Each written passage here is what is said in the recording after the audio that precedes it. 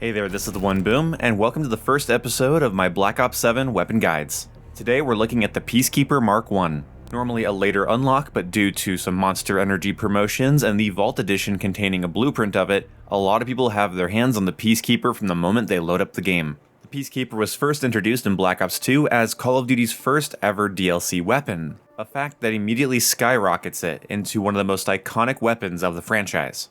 In Black Ops 2, it was released as an SMG, but it was described as an SMG AR hybrid. There's very little official lore about the Peacekeeper, but from what fans have been able to ascertain, it was made by a fictional company known as Arbiter for use by the United Nations for the peacekeeping missions happening in the year 2025.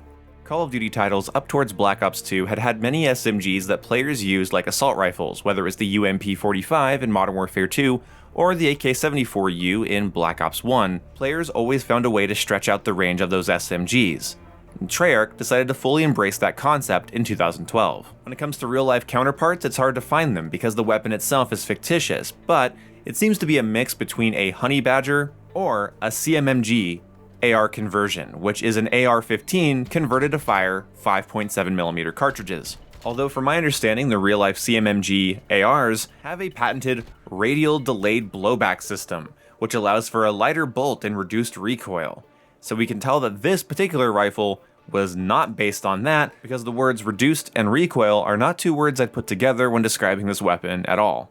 Now, in the real 2025, when we play with the Peacekeeper MK1 in Black Ops 7, we're using a weapon designated by a company named EAM, with engravings on the weapon that denotes that its country of origin is Austria. The weapon fires a 5.7 by 28mm intermediate carbine cartridge. You might recognize those numbers if you know anything about the real-life FNP90. We can assume that the use case of this weapon in-universe is as a personal defense weapon for peacekeeping missions. Judging by its color scheme and design, this is not a weapon of war, this is a weapon of a government. I would imagine this has a much stricter use case where a lot of ammunition isn't expended, otherwise firing a magazine of 5.7 by 28mm would bankrupt a small country, maybe even one the size of Austria. While you as a player can check out the stats for yourself in-game, I listed out the most important ones here. Your shots to kill will range from about 5 to 7. Within your maximum damage range, you can achieve a 4-shot kill if you're able to land 2 headshots, as the headshot multiplier on the weapon is 1.2, giving you a damage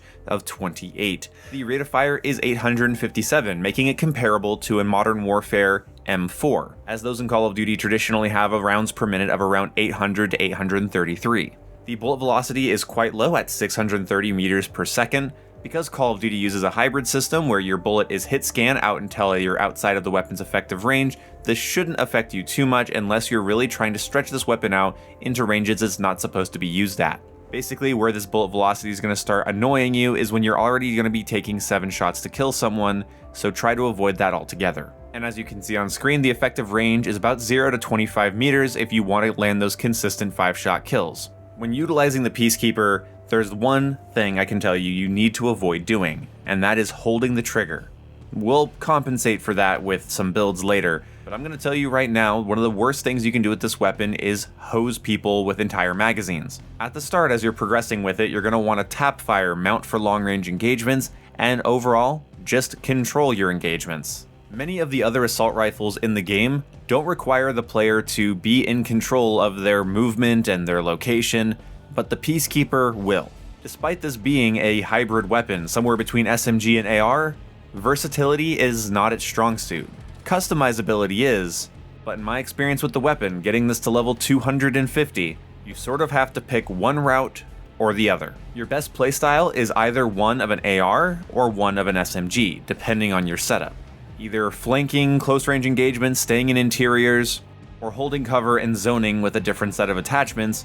There isn't much middle ground here. Other assault rifles are just going to be more versatile, hit harder, have lower recoil, but what you have is rate of fire. What you have is a lenient weapon within 25 meters that should allow you to connect all of your shots if we set up the weapon correctly. When it comes to recoil, this weapon wants to go up and to the right, and it's not terribly drastic to the right, so try to keep your volleys of fire under 15 rounds and pull your analog stick and/or mouse down and to the left. Throughout my time using this weapon, one of the worst things that would happen is I would kill one enemy, kill a second enemy, kill a third enemy, I'd get in the zone, I'd be in my flow state, and I'd hold the trigger down on the next person, and the recoil, unfortunately, stacked. So that 4th kill starts with the recoil of around kill 3, and everyone watching my live stream watches me whiff an entire 10-round volley and get killed, and then shout some inappropriate language. Not ideal. Be cautious, back up, tap fire, and just assume the gun is going to try to get away from you. Even if it just saved your life and caught you a triple kill, that doesn't mean the 4th kill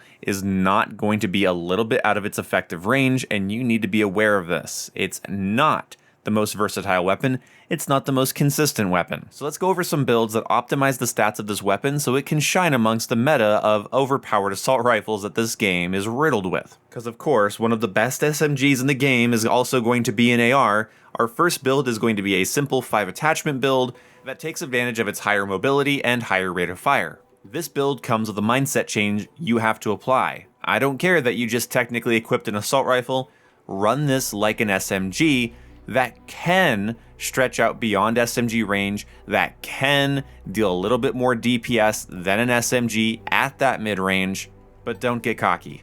Our attachments are going to be the K&S Stalker Suppressor, the 14.5-inch E7 cuff barrel, the EM Steady 90 underbarrel, the Kinetics Mark 1 grip, the Swift B-Guard stock, and this combination is going to give us increased movement speed up to 6.5 meters per second, then also helping us with our crouch movement speed and sprinting movement speeds. Then we're going to cut our recoil across the board by 10% for horizontal, vertical, and overall gun kick, and our first shot recoil is going to be reduced by 60%, which makes those first key rounds land on target every time.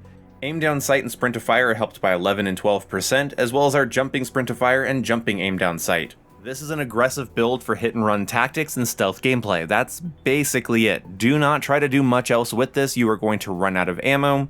As much as I would love to build this to be a little bit faster or to give you more ammunition, changing any of these attachments hurts your mobility to a degree that you might as well just be using a different assault rifle, and I want to bring out the stats of this weapon and optimize it for the role we're choosing to play with it. If you have a better 5 attachment setup, leave it in the comments section below, but I do not believe in building this weapon for max recoil control with only 5 attachments. Every time I tried it, I was just missing something. Missing ammo, missing stealth capabilities, missing something. So this gun with 5 attachments works best as an SMG, and I highly recommend you use it that way.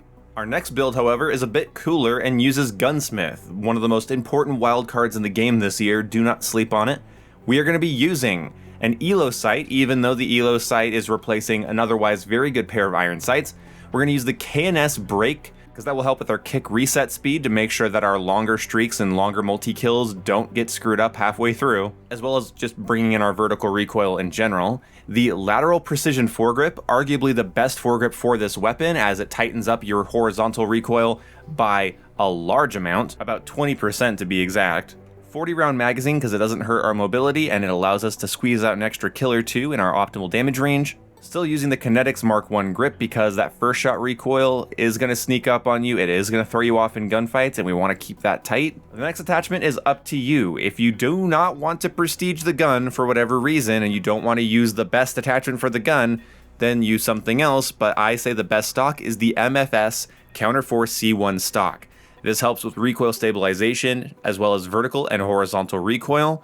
If you don't feel like using that, the EAM Blitzfire stock for aim walking movement speed and flinch resistance is also not a bad choice. And for fire mods, we're going to do the good old-fashioned buffer spring to keep our horizontal and vertical recoil that much more in check.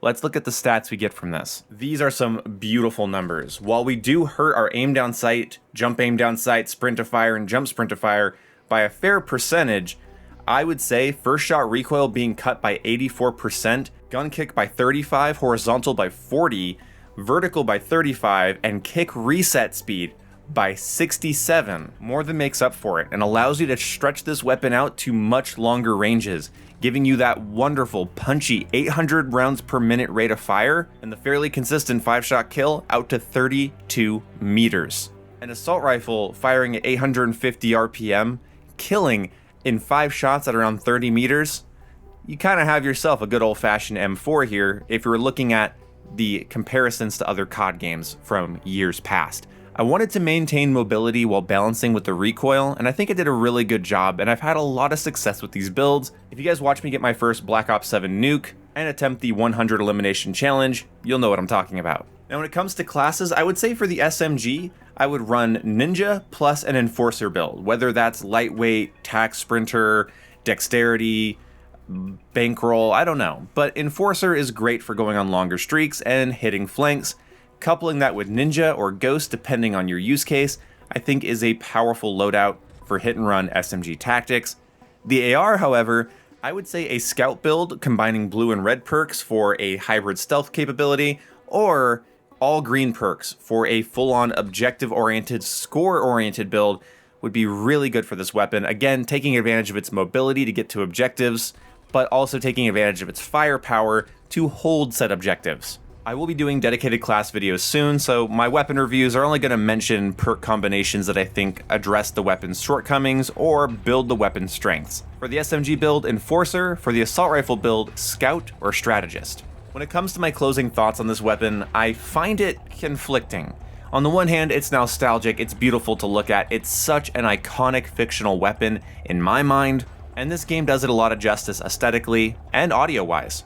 Unfortunately, the weapon irks me to use, because I know that after I level it all the way up and can stack 8 attachments on it, then I can hope to have an ounce of the versatility of the AK-27 with 3 attachments on it, or the M15 with 3 attachments on it, or the firepower of the Maverick or the MXR with 3 attachments on either of them.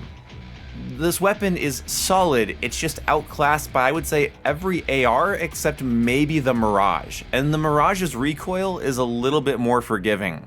But it also makes the weapon oddly satisfying to use. You have something that packs a punch, but the weapon is only as good as its attachments. It's a sum of its parts. But if you're lucky and you practice, you might just get to keep a piece. Thank you guys so much for watching, and I will see you in the next gun guide. We miss you, ahoy.